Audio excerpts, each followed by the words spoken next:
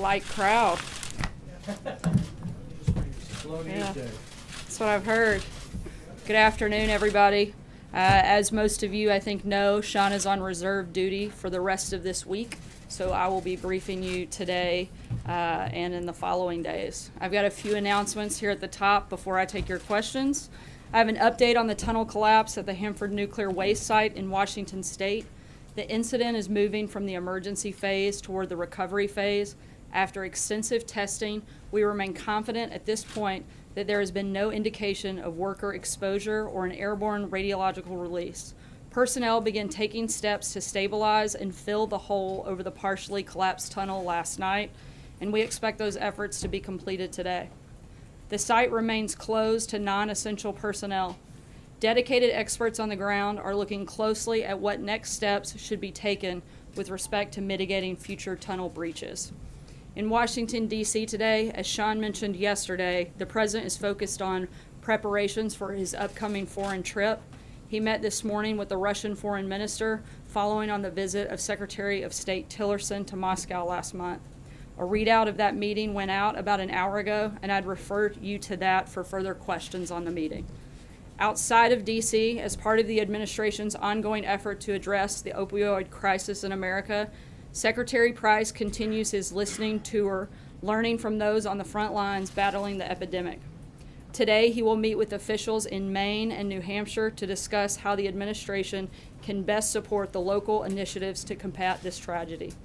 Secretary Zinke is in Utah today, visiting national monument sites and meeting with local officials to comply with the president's executive order that ordered a review of national monument designations.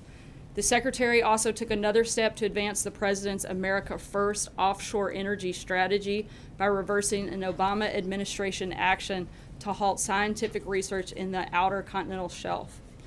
And Secretary DeVos is in Daytona Beach, Florida, to deliver the commencement address at Bethune-Cookman University.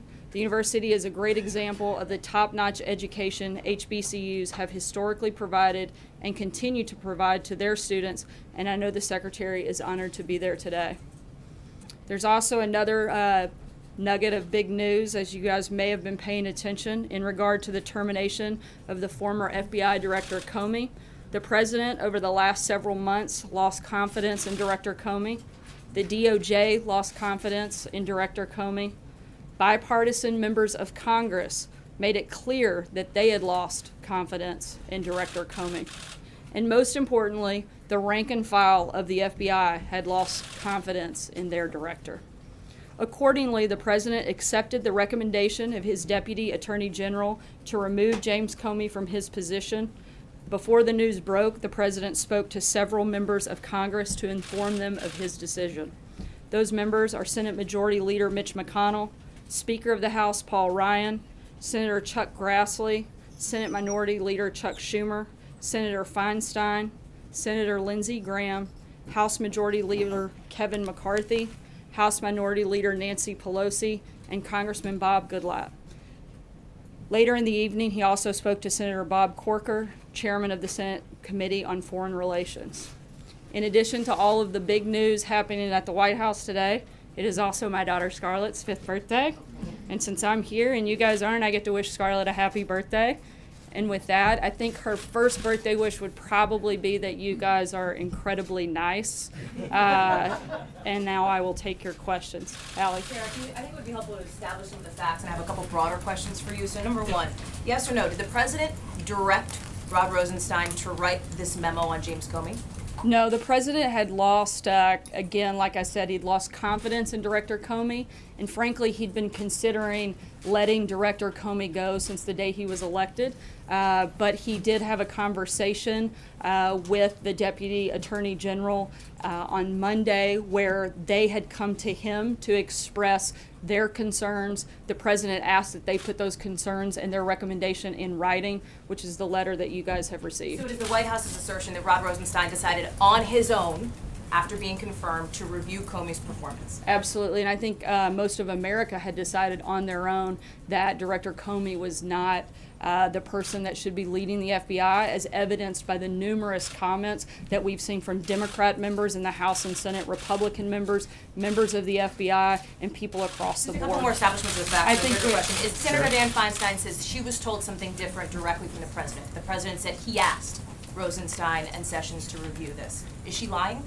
He asked them for their recommendation based on the conversation that they had on Monday. He asked them to put that recommendation in writing, but they came to him on his own. And again, the president had lost confidence in Comey from the day he was elected. He Then wasn't why sure last that week he did Sean shouldn't say he fire did? him.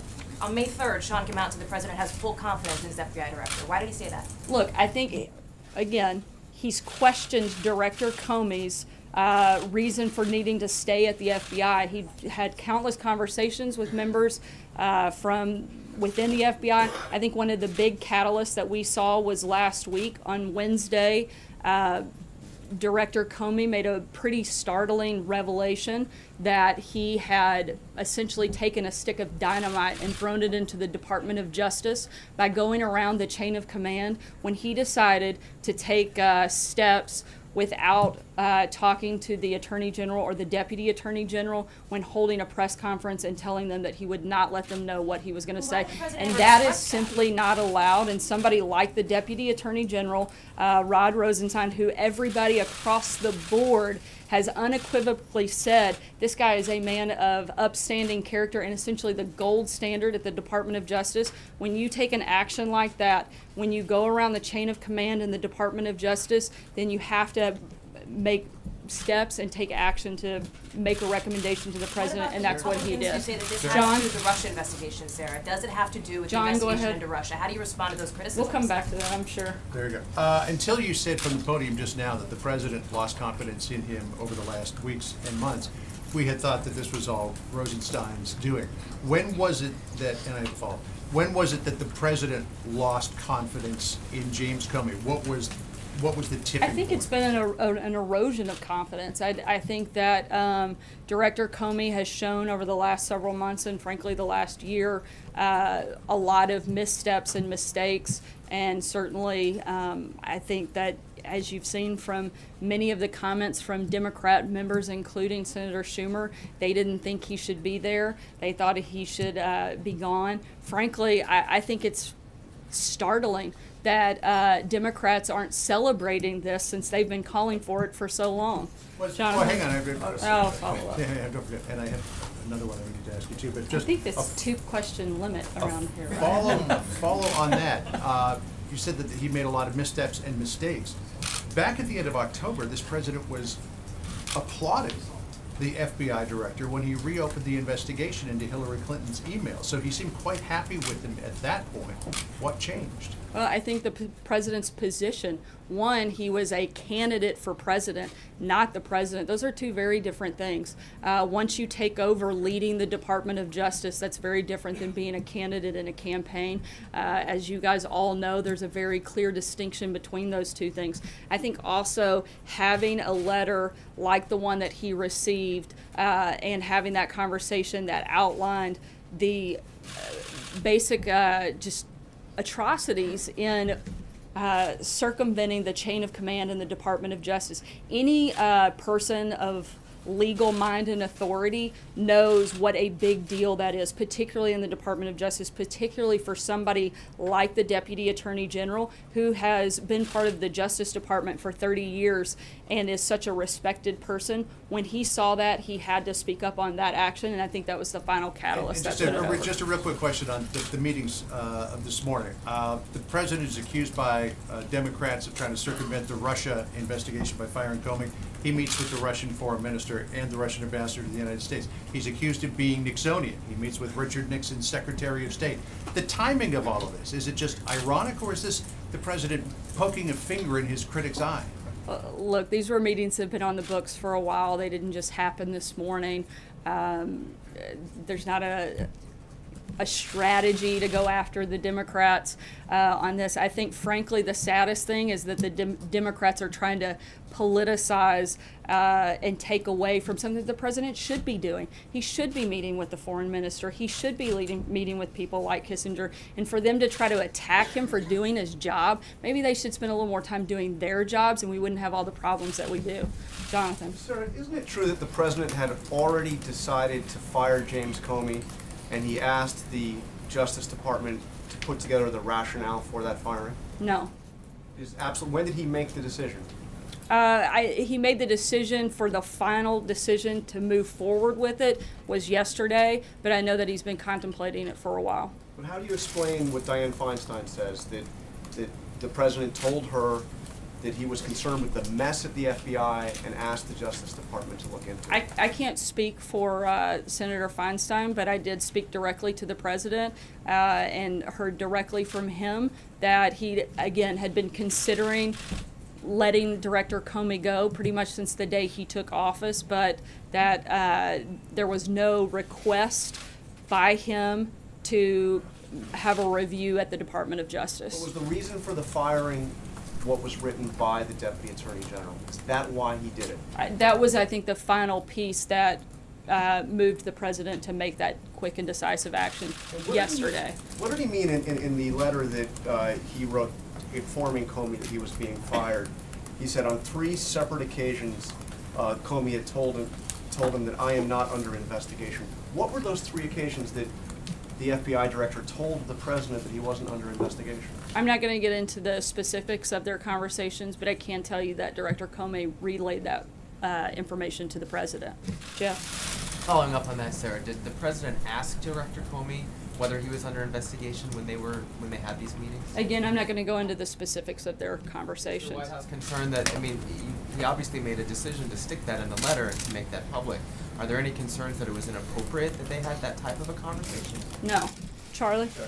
How important was the FBI director's failure to stop the leaks coming out of the FBI to the president? How important was that? I think that's probably one of the many factors. I mean, you can't deny somebody that wasn't a problem, and so I think that was just another one of the many reasons that he was no longer had the confidence of the president or the rest of the FBI. Can we expect more firings from the Justice Department? Not that I'm aware of today. Thank you, Sarah. Going forward, does the president want the Department of Justice to shut down what he's called a taxpayer-funded charade investigation? He wants them to continue with whatever they see appropriate and see fit, just the same as he's encouraged the House and Senate committees to continue any ongoing investigations. Look, the bottom line is any investigation that was happening on Monday is still happening today. That hasn't changed, and in fact, we encourage them to complete this investigation so we can put it behind us and we can continue to see exactly what we've been saying for nearly a year. There's no evidence of collusion between the Trump campaign and Russia, and we'd love for that to be completed so that we can all move on and focus on the things that, frankly, I think most of Americans are concerned with. Even if they keep on wasting taxpayer money, he wants it to continue? Look, nobody wants to waste taxpayer money. I think the president has made a priority of this. That's another reason we'd love for it to come to completion. But at the same time, I know that you all will not let this go until it does, and so we'd love for that to be completed. Let's put it behind us, let's move on, and let's focus on what we need to do to turn our country around. Sarah, 2 questions. One, was the White House aware at the time of this decision and announcement that grand jury subpoenas in the case of Michael Flynn had just gone out? No, nor should we have been. Do you know anything about that process? No, I don't. I'd have to refer you to. And does the White House believe that if these FBI investigations are going to proceed in these allegations of Russian interference, do you support continued funding and support who to lead that investigation? Who is going to be running that right now? Are you confident that that could be McCabe, or does it have to be somebody else? Right now, I believe that would fall to the Deputy Attorney General, Rod Rosenstein, and we are incredibly confident in his abilities, as I believe you can tell by the rest of the Senate, including many Democrats, are as well, given the fact that he was confirmed 94-6 and had overwhelming praise from both sides of the aisle. I think there's complete confidence in him. And another reason, frankly, for Director Comey to be somebody out of the way so that they can have somebody leading this effort that everybody across the board has respect and confidence in. Nobody wants this to be finished and completed more than us, so that we can focus on what we need to do here. Sarah, Yeah. the president said, or excuse me, Sean Spicer said just a week ago today, the president has confidence in the director. So again, I'm sorry if I'm not understanding this, but what has happened in the last 7 days to shake the confidence? Was Sean lying at that point, or did something happen in the last 7 days? Of course, she'd love to add that in, but certainly not. I think one of the big things that took place was the process in the hearing on Wednesday, where again, not to sound like a broken record, but since you guys keep asking the same questions, I guess it's only fair that I keep giving the same answers. But you have somebody, the director of the FBI, who reports to the Deputy Attorney General, going around the chain of command. That's simply not okay. That's not something that is allowed in the justice system, nor should it be. That's a huge problem. That, along with the corrections that had to take place over the last, I believe, 48 hours, those are all big problems. And another, I think, kind of final piece that pushed the president to make the decision that he So did. does he regret not doing it earlier, like on January 20th or January 21st? No, I believe the president wanted to give Director Comey a chance, but he feels that he made the right decision, certainly. Why did he do it as he did, if I could ask? Why did he have one of his longtime security advisors hand deliver a letter to the FBI when the FBI director was in fact in Los Angeles? Didn't he deserve a phone call or a face-to-face conversation? Why did he decide to do it like He that? followed the proper protocol in that process, which is a handwritten notification. And at the same time, no matter how you fire someone, it's never an easy process. And he felt like following protocol was the best thing to do. Does he plan to speak to him? I'm not aware of that conversation. Was the president aware that James Comey asked for more resources in the Russia investigation, and did that factor into his decision to get rid of Mr. Comey as director? Not that I'm aware of, and I think that would be a better question for the Department of Justice. Can I ask a follow-up? On the campaign trail, President Trump frequently said, lock her up, and he criticized the Department of Justice for not being harsh enough on Hillary Clinton. He actually praised Director Comey in October for having the guts to reopen the investigation. Why was he moved by a letter that said that Director Comey was, if anything, too harsh on Hillary Clinton? Why did that move the president to fire him? Again, I think you're looking at two very different positions. The president was wearing a different hat at that time. He was a candidate, not the president. Those circumstances certainly change when you become the president. And again, when you go around the chain of command in the Department of Justice, when you, like I said before, throw a stick of dynamite into the Department of Justice, that's a big problem and one that cannot be ignored. We already knew that, didn't we, Sarah? I mean, we already knew what Mr. Comey had done. I think that this was, my understanding is Wednesday was the first time the director had openly and publicly made that statement and made that clear. Sarah? The statements today on the President's meeting with Prime Minister Lavrov did not include anything on the reported incidents of violence in Chechnya against people in the LGBT community. Is the reason why that was included in the readout because the President is not informed on the issue? I'm sorry, could you speak up a little bit? Sure. Is the reason why that wasn't included in the readout is because the President is informed about the reports of anti-gay violence in Chechnya? Look, I mean, a lot of times there are parts of the conversation that aren't specifically included in a readout, but I'm not aware. I haven't had that conversation, so I don't know. I wasn't part of that meeting, so I can't speak to every detail, and I'd have to refer you to the readout on the specifics of what I know was discussed. Has the President briefed on this issue generally? Has the President been briefed on this issue generally? That's something I'll have to get back to you on. I'm not 100% sure. You said you want the Russia investigation to continue at DOJ. Would the White House oppose the appointment of a special prosecutor to continue to continue the investigation? We don't think it's necessary. You've got a House committee, a Senate committee, and the Department of Justice all working on this. I don't think that there's a necessary need at this point to add that. You've got the Deputy Attorney General, who I would say is about as independent as it comes, due to the fact that he has such bipartisan support.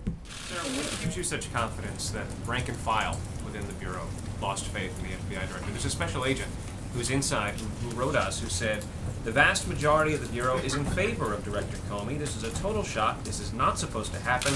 The real losers here are 20,000 frontline people in the organization because they lost the only guy working here in the past 15 years who actually cared about them. So what's your response to these rank-and-file FBI agents who disagree with your contention that they lost faith in Director Comey? Look, we've heard from countless members of the FBI that say very different things. In fact, the president will be meeting with acting director McCabe later today to discuss that very thing, the morale at the FBI, as well as make an offer to go directly to the FBI if he feels that that's necessary and appropriate, and will certainly provide further information on that meeting. The organization that represents FBI agents is asking for a voice in the selection process of Mr. Comey's successor. Is that something the president supports? I haven't had that conversation, but I know at this point it's being run through the Department of Justice, and so I would refer you to them on what that process looks like at this point in time. Kelly. Thanks, Sarah. Who did the president consult before making the final decision to fire James Comey?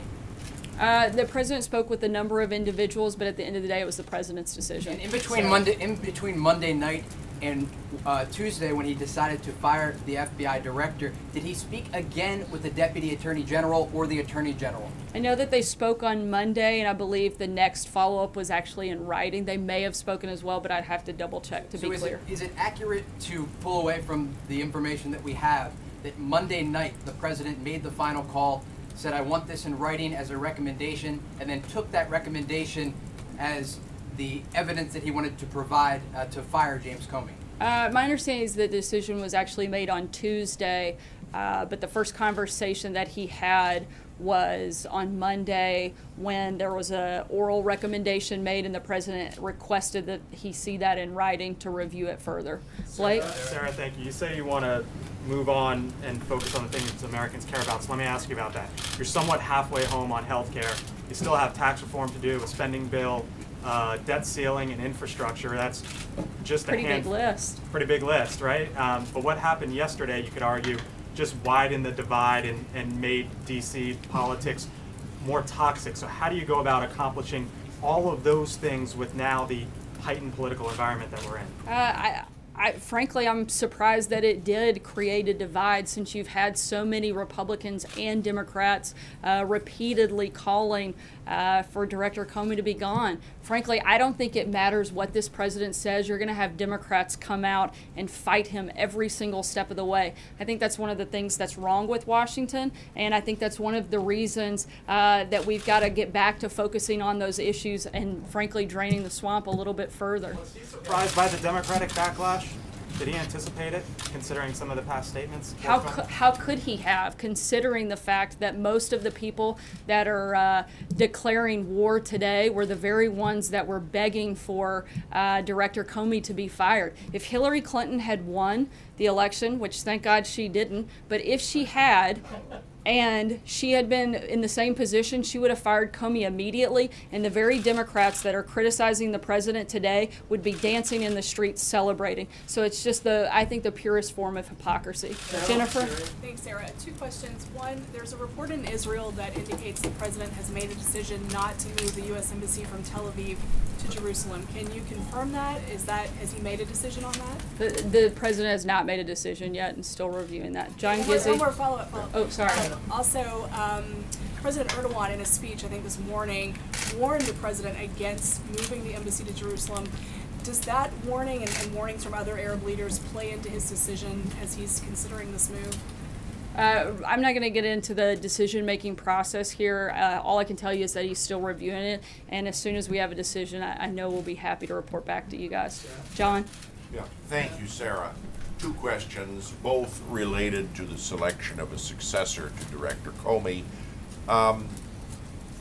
When President Carter chose an FBI director, he had a blue ribbon panel advising him.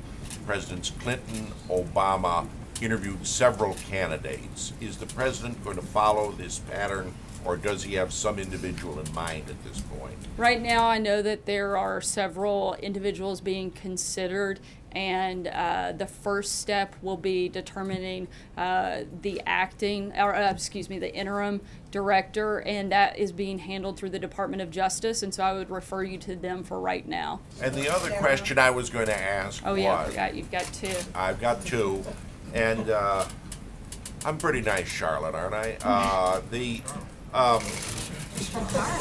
Scarlet, but that's okay, that's okay. He doesn't get a question anymore. He's not, yeah, it's a southern thing, maybe. Her daughter. Her daughter. Who's had a birthday. But, Just want to make sure we got that in again. Happy birthday, Scarlett. Scarlett. Gone with the wind. Come on, John. No, I was going to say it is a fact that the Association of Former FBI Agents and Veterans of the Bureau generally prefer people who have been agents themselves or have a background in the FBI. Only 2 former agents have been director in the last 4 decades. Will the president consider current or former agents for the position? I would say that he's not ruling anything out at this point, but again, as of today, the Department of Justice is handling the first step in this process. Should the Attorney General, who has recused himself from the Russia investigation, have any role in the selection of a successor? And given the fact that in his 100-day interviews, the president himself said he had confidence in Director Comey, at this podium, the American people were told he had confidence in Director Comey. Can people take at face value what the president says about personnel issues like this, or his views on things, if just 2 weeks later he's out? Absolutely, you can take full confidence in the words of the president. In terms of whether or not Attorney General Sessions should have a role, look, the FBI is doing a whole lot more than the Russia investigation. I know everybody in this room and probably most of the media around the world would like to think that's the FBI's sole responsibility, but that's probably one of the smallest things that they've got going on their plate in the 20,000 employees that work there, and so he should absolutely have a role in seeing who runs that agency and that department. Zeke? Hi, Sarah. Does the president have confidence in the acting director? Yes, he does. Okay. And secondly, you mentioned earlier that you're encouraging the FBI to move on from the Russia investigation. Is it appropriate for the White House to be directing the FBI what to do with any investigation they're currently investigating? I don't think that that was the nature or the intent of my comment. It wasn't to direct the FBI, but I think it's simply we're fully compliant with helping this process move along. We'd like to see it completed so that, frankly, all of us can move on and focus on things that Blake listed earlier, like tax reform, like health care, like infrastructure. Those are big programs, big priorities for this administration, and frankly, what we'd like to be the #1 thing that we're talking about here today, every single day, is not FBI investigations, but things that, frankly, affect American voters and American taxpayers every single day. Sarah. What exactly precipitated the Monday meeting? Was that because of the hearing last week, and what he said there, or did the Monday meeting with the president have the DOJ officials come out of a longer process of consideration of Comey? The Department of Justice officials were here for other business, not specifically to meet with the president on that. The topic came up, and they asked to speak with the president, and that's how it moved forward. Previously talked to Attorney General Sessions or Deputy Attorney Rosenstein about the possibility of going this way with Comey? Not that I'm aware of, no. Did it come up in the confirmation? Sarah? I'm sorry? Did it come up in the discussion process before the confirmation? When the president was considering nominating Rosenstein, did he talk about Comey with Rosenstein then? No, not that I'm aware of. Mike? The president's statement that he talked to Comey about whether or not he was being investigated raises several questions. Can you talk about why you're not willing to add any more to that, about who asked for that and why that was discussed? Who asked for what? I'm sorry. About whether or not the president seems to be trying to exonerate himself in this. I mean, can you talk about why he won't add any more to what that conversation was, how that took place, when it took place? I think that was, The 3 occasions, you said you'd clarify those 3 occasions and who initiated. yeah, again, I'm not gonna get into the specific details. I'll check and see if we have follow-up on that, but at this point, I'm not gonna comment any further than what was spelled out in the letter. I'm sorry? Why was it in the letter? If you don't want to clarify or comment, why was it put in the letter in the first place? Look, I think it was something that, far above my pay grade was decided to be included, and again, I'm not gonna get into the specifics of that. Thanks, guys, so much.